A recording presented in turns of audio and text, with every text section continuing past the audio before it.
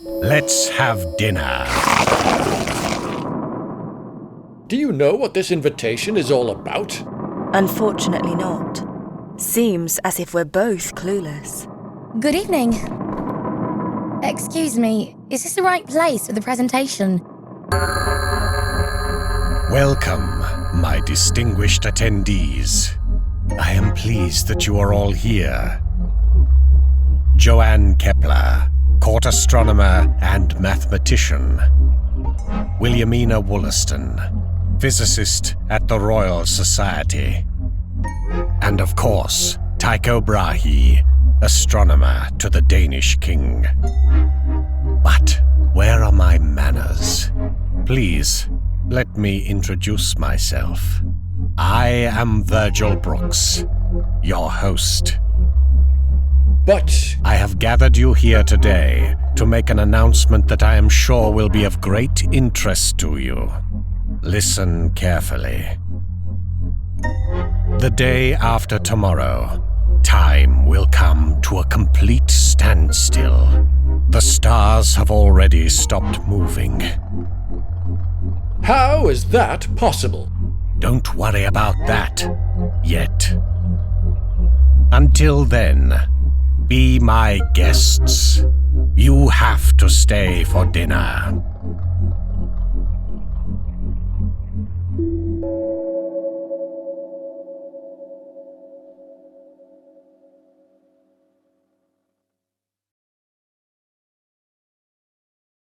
Welcome, Mr. Brahe. Mr. Brooks is already awaiting you. A disconcerting eye made of glass. Is it staring back at me?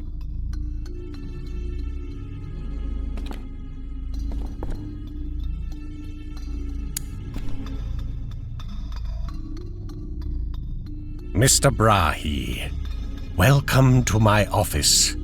Feel free to look around.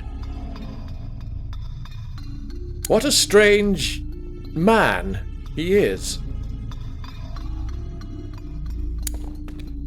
What is that strange machine over here? Oh, that is my cognitive enhancer. I bought it once from a very tiny man in Amsterdam.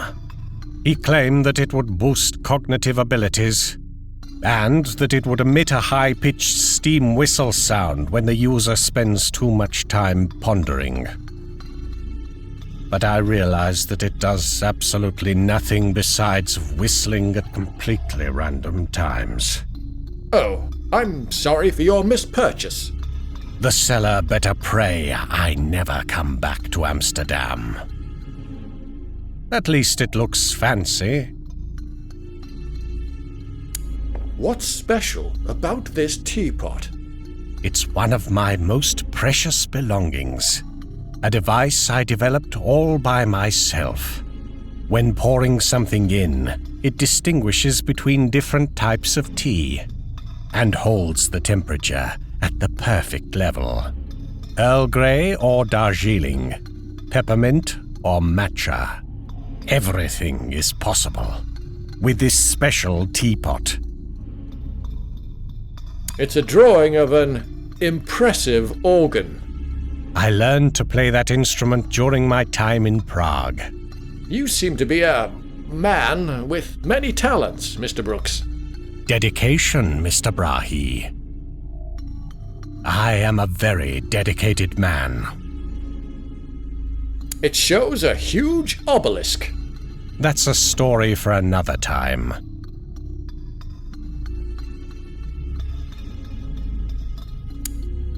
Please leave the key to the cellar where it is. Of course. I really need to get my hands on it. That's a peculiar grandfather clock. No. That's just an old clock that doesn't even tell the correct time. No need to think about it any further. There is some kind of energy flowing through it. No. That's just how this old mechanism works. No need to think about it any further. It's much too heavy. It emits an intense heat. I would literally set myself on fire if I touched it. That's totally normal for a glass tube in an old clock. Believe me. What is that strange machine over here? That's my spiritual clone machine. It allows me to duplicate each and every human on Earth. That's impressive. Does it really work? Sure.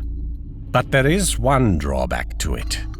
If the cloned person is noted by anyone, he or she will just vanish into thin air.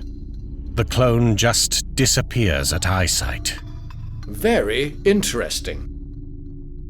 I think you've seen everything interesting in here, and also some ordinary things like this grandfather clock with its insignificant glass tube.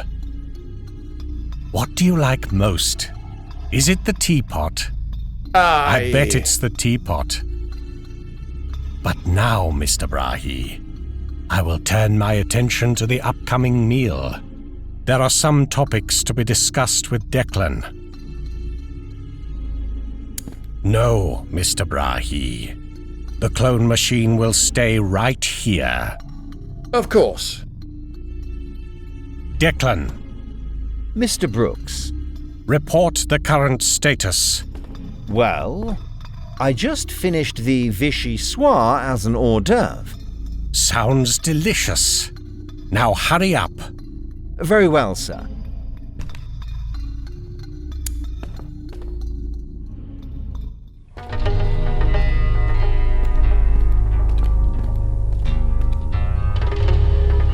Who was that? Oh. That was just George.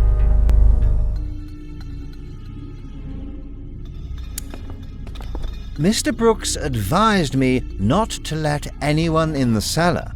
It's much nicer here anyway. Hello, Declan. How may I be of service? How are you? I'm fine, thank you. Mr. Brooks seems to be quite harsh. No. He is an honorable and very generous employer. Aren't you supposed to cook dinner?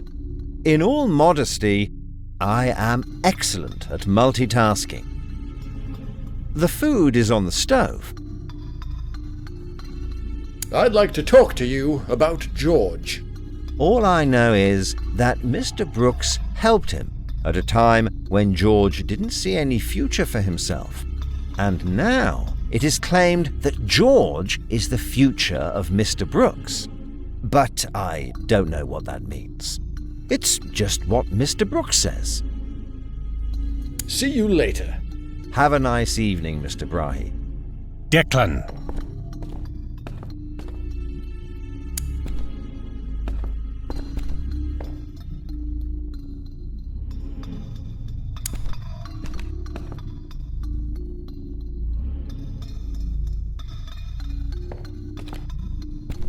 Declan, Mr. Brooks. what took you so long? Didn't Got I it. tell you that I want you to react quicker? Very well, sir. Got it.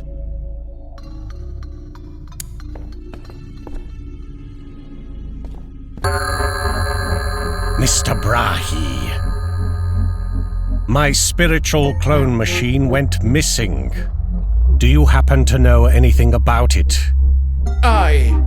Well, I don't want to make any accusations here, but rest assured that I do not tolerate hostile behavior in my house.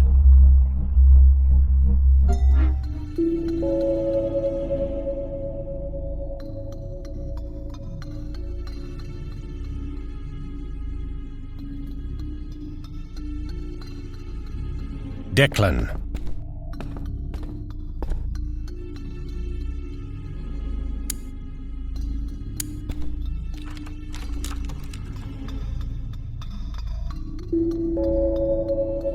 An old plush teddy.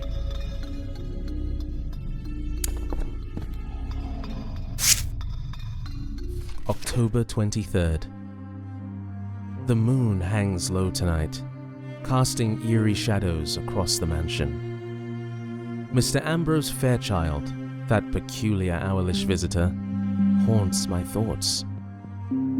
He showed an unusual interest in my astronomical studies, and today I observed him manipulating the grandfather clock.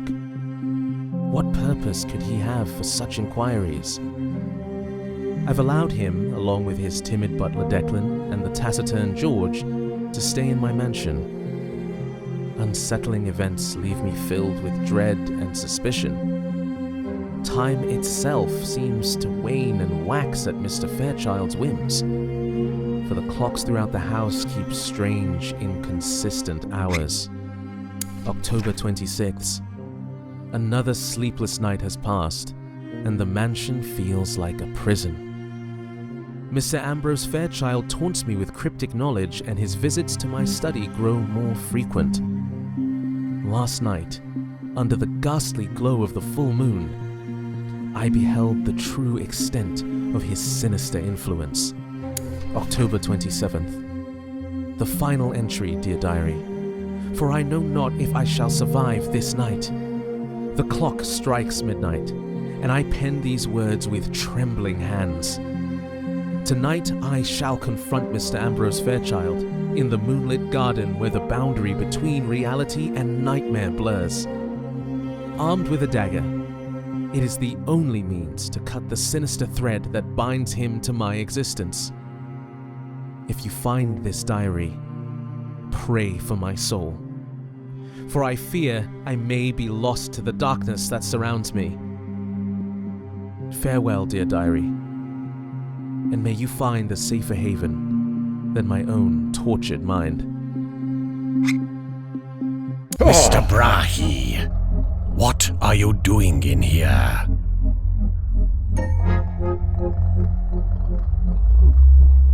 I read Mr. Brooks' diary. You surely mean you read my diary. I am very disappointed that you have invaded my privacy. And I am even more disappointed that Declan let this happen. I was probably too lenient with him. I'll keep an eye on you, both.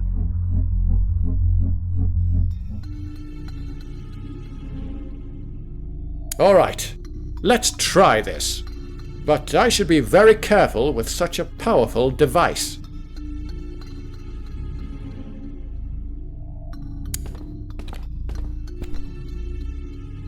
Oh!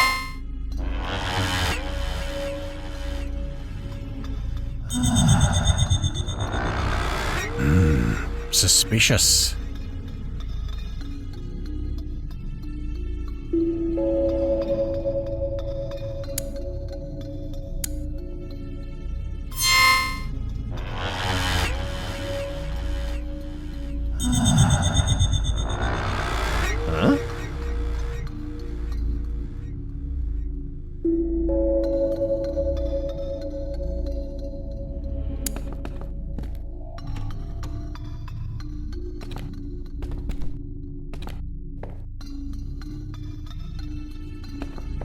Declan.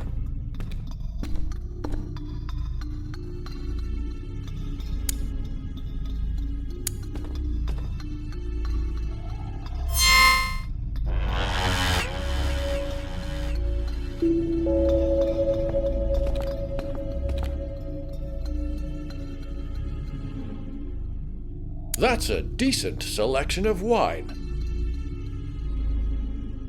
This one is labeled tap water. There's a warning sign with a skull and crossbones on it.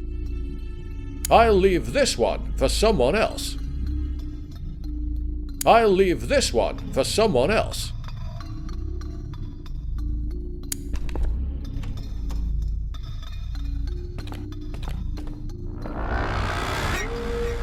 Oh, that was Declan. me.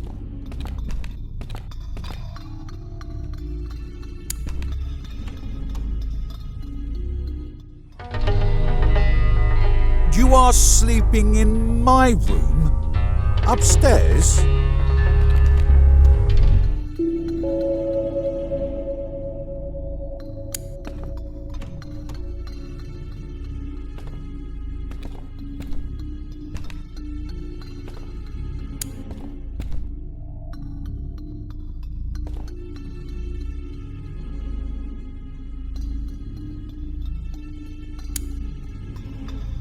Declan, let's have dinner.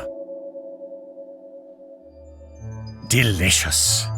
Isn't it, Miss Wollaston? Indeed. This meal is a celebration of exquisite tastes. I agree. The taste is so rich and indulgent. Declan really surpassed himself here. Makes my hunger go away. Yes. Thank you, George. About the time coming to a standstill.